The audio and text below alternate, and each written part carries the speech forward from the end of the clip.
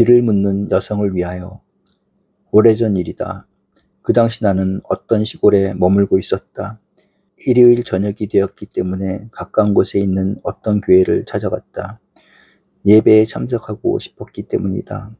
추운 겨울이었고 도시 변두리에 있는 작은 교회였기 때문에 몇십 명 안 되는 교인들이 예배를 드리고 있었다. 아마 담임 목사는 다른 큰 교회에 소속되어 있으면서 이 교회엔 지교회로 봉사하고 있는 것 같았다.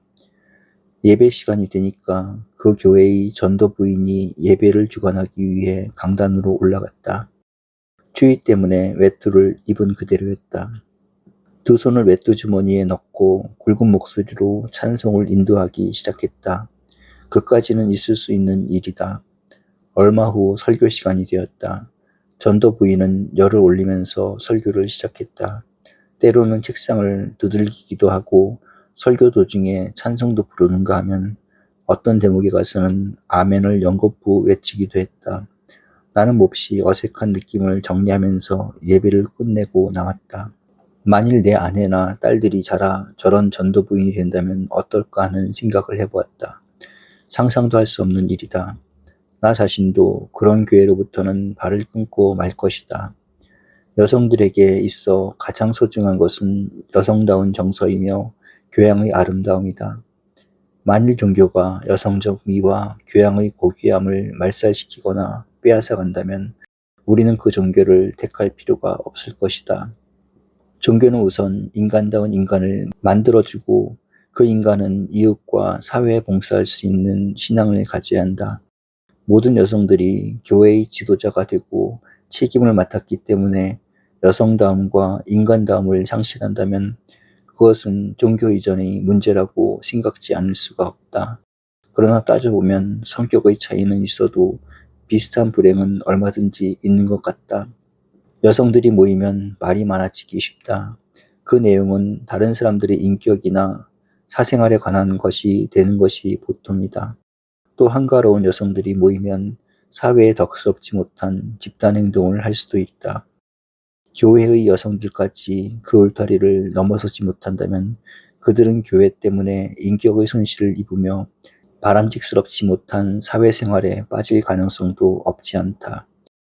교회는 적어도 모든 여성들이 저렇게 되었으면 좋겠다는 모범이 될 수 있도록 선한 생활 질서를 보여줄 수 있어야 할 것이다.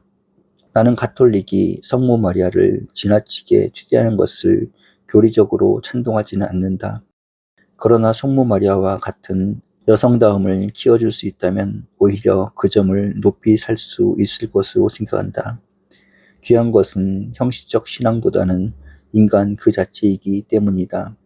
약간 이야기는 비약되나 이와 비슷한 상황을 정치성이 농후한 사회에서도 발견하는 때가 있다. 정치적인 큰 행사가 벌어지면 성도 대회라든지 결의문 낭독 같은 순서가 있기 마련이다. 그때에는 남성 대표와 여성 대표가 성토문이나 결의문을 낭독하는 경우가 있다. 그런데 이상한 것은 여성 대표들이 성토나 결의문 낭독은 왜 그런지 마음에 들지 않는다.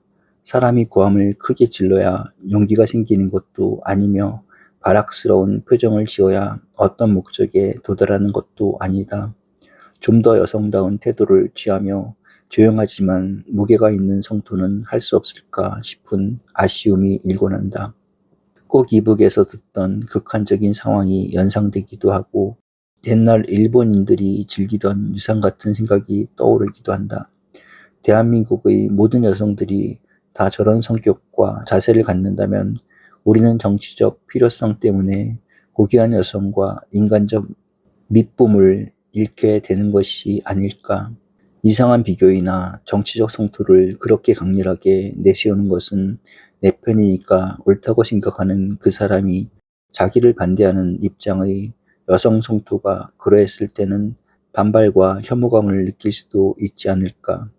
노사투쟁을 위해 붉은 수건을 머리에 두르고 고함을 지르는 여성 대표는 지나치다고 생각하면서 정부가 후원하는 성토대회에서는 더 큰 목소리가 나오기를 원한다면 역시 비판해 보아야 할 문제이다.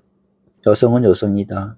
사회의 변화가 오고 정치적 필요성이 있어도 여성답게 참여할 수 있다면 얼마나 좋을까. 한 가지만 더 추가하기로 하자. 직장 교육이나 여성들이 모인 집회에 강연을 맡아 가는 일이 있다. 그때 회원 대표가 강사에게 인사를 지휘한다. 그대로 앉아서 안녕하십니까 하는 인사면 얼마나 좋을까. 그 대표자가 일어나서 경례까지를 호칭하는 것은 무방하다. 그런데 요사이는 어떤 모임에 가면 대표자가 일어서서 대대 차렷을 호령한다. 그리고는 경례를 구령한다. 그럴 때는 이상한 생각이 든다. 군대도 아닌데 여성들까지도 군대식 호령을 할 필요는 없을 것 같다. 역시 여성은 여성다워서 좋고 여성다운 풍토, 분위기를 만들어 가야 하지 않을까. 여성의 생명은 아름다움에 있다. 얼굴도 아름다운 편이 좋고 몸매도 아름다울 수 있으면 그것은 여성의 자랑거리가 될 수 있다. 그러나 육체적인 조건이 모든 미의 전부일 수도 없거니와 제일 가는 조건이 되는 것도 아니다. 오히려 참다운 아름다움은 교양과 감정에 속한 것이 아닐까. 얼굴이나 몸매는 아무리 못생겼어도 50이고 아무리 잘생겼어도 80에 그칠지 모른다.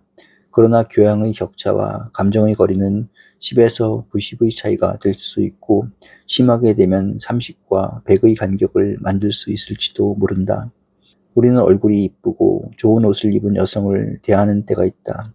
그러다가 그녀가 하는 이야기, 사람을 대하는 표정, 생활의 모습 등을 본 뒤에는 더 참기 어려울 정도로 혐오스러움을 느끼기도 한다.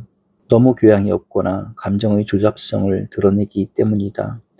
물론 이런 이야기는 여성에 국한된 문제는 아니다. 우리 사회의 남성들을 교양 있고 세련된 감정을 갖춘 외국 여성들이 평한다면 그 점수는 대개가 낙제점일지 모른다. 한국 남성들만큼 교양이 없고 거친 감정을 지니고 사는 사람들도 별로 없겠기 때문이다. 그러므로 우리는 여기에 우리 주변의 여성들을 아끼고 사랑하는 마음에서 몇 가지 의견을 정리해 보는 것이다.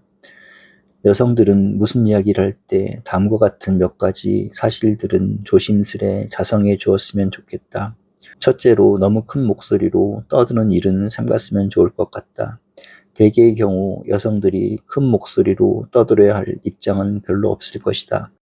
시골 아주머니들이 공공장소에 모이면 서로가 큰 목소리로 떠들어댄다. 그러나 교양이 있는 사람들의 귀에는 심히 거슬리는 것이 보통이다. 시장 같은 데 가면 분별 없이 떠드는 아주머니들을 본다. 그러나 점점 그런 모습은 주위에서 사라져가고 있다. 역시 달가운 습성이 아니기 때문이다. 유엔총회 이야기를 들으면 재미있다. 제일 떠들어댄 연설가는 후르시초프였고 가장 조용히 연설한 사람은 인도의 네루였다고 한다. 네루의 연설을 들은 내 친구는 마치 조용한 기도문에 마음을 모으듯이 귀를 기울였고 네루 자신은 아주 낮은 조용한 목소리로 장례를 완전히 매료시켰다고 전해주었다. 여성들은 어떤 경우에도 큰 소리로 떠드는 일은 없었으면 좋겠다. 교양의 빈곤과 아름다운 감정의 결함을 보여주는 것 같기 때문이다. 여성들은 지나치게 많은 말을 하지 않는 편이 좋을 것 같다. 다른 사람들과 대화를 나누면서 혼자 앞질러 이야기한다든지 내 주장만을 앞세우는 일은 그리 좋게 느껴지지 않는다. 여성들은 흥분하면 말하기를 좋아한다. 물론 남성도 그렇지만 그래서 사랑하는 사람 앞에서는 무엇인가 이야기하기를 좋아한다. 그런 경우는 좋다. 그것은 사랑이 모든 것을 감싸주며 또 다른 결과를 초래할 수 있기 때문이다. 그러나 대개의 경우 대화 장소에서는 지나치게 많은 발언과 주장이 깊이가 없는 생활을 보여주기 쉽고 생각이 얕은 처지를 노출시키기 쉽다. 이야기를 듣는 상대방이 더 높은 지식과 깊은 식견을 갖고 있는데 혼자서 이야기를 꾸며 나가는 태도는 바람직스럽지 못하다. 웅변은 은이지만 침묵은 금이라는 이야기는 여성들을 위해 더욱 좋은 교훈이 될지 모른다. 특히 이야기의 내용이 자기 자랑이나 어떤 우월감을 풍기게 되면 더욱 거부 반응을 느끼게 한다.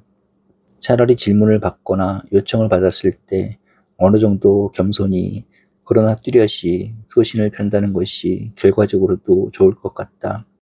그리고 말이 많은 사람치고 정신적 내용을 풍부히 지닌 사람은 적다.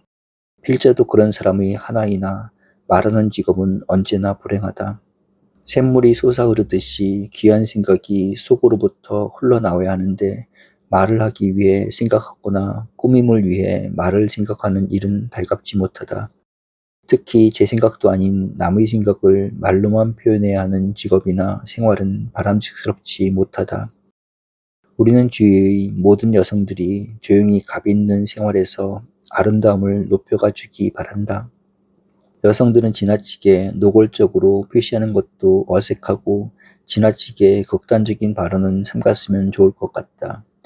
우리는 인간 및 여성들이 자연스러움과 자연스러움 속에 풍기는 조화의 미를 아끼고 있다. 그러나 다른 사람을 대할 때 과장된 감정 노출이나 극한적인 발언을 할 때는 약간 어색함을 느끼게 된다. 여성들이 여러 사람들이 보는 앞에서 한 사람의 귀에다 대고 무엇이라고 쏘곤대거나 남성들 앞에서 지나치게 응석부리는 태도를 취하게 되면 어딘가 어색하고 귀하지 못한 분위기를 만드는 때가 있다. 어떤 때 점잖은 식당에 식사를 하기 위해 찾아간다. 그럴 경우 식당의 마담 격에 해당하는 여성들이 필요 없이 관심을 보여주거나 옆자리에 와서 필요 이상의 친절을 베푸는 예가 있다. 사람 따라 다르겠으나 필자와 같은 경우에는 다시는 그 식당에 갈 맛이 없어진다. 점잖게 가벼운 인사로 족하며 식사가 목적임을 안다면 식당의 분위기는 정중하고 고상하게 지켜져야 할 것이다. 우리는 외국인들이 모이는 식당에서 좋은 매너를 배울 수 있을 것 같다. 또 여성들은 감정이 격하게 되면 생각보다도 극단적인 발언을 하거나 상대방에게 마음의 여유를 주지 않고 발언하기 쉽다. 극한적인 주장을 하는 때도 있다. 부부간의 어려움도 그래서 생기며 사랑과 협조의 노력이 순간적으로 끊어져 버리는 때가 있다. 대개의 경우 그럴 때는 부모들로부터 무심코 들었던 고상하지 못한 이야기, 나쁜 친구들에게 언젠가 들어두었던 향기롭지 못한 말들을 끄집어낸다. 저런 말이 어디 들어가 있었던가를 의심케 하며 듣는 이로 하여금 정붙일 마음의 여유를 주지 않는다. 아름다운 감정은 극한적인 표현을 삼각케 하며 마음의 교양은 과잉 표현을 다듬어주는 것을 잊어서는 안 되겠다. 그리고 우리는 또 한 가지 이야기를 놓쳐서는 안 되겠다. 참다운 여성은 모든 아름다움을 창조해준다는 교훈이다. 여성이 아름답다는 것은 여성은 사랑을 할 수 있기 때문이며 사랑다운 사랑을 하는 여성은 언제나 어디서나 아름다움을 더해가도록 되어 있다.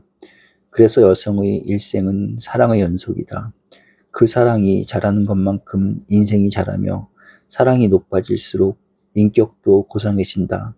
우리가 말하는 사랑은 본능과 욕망적 사랑이 아니다.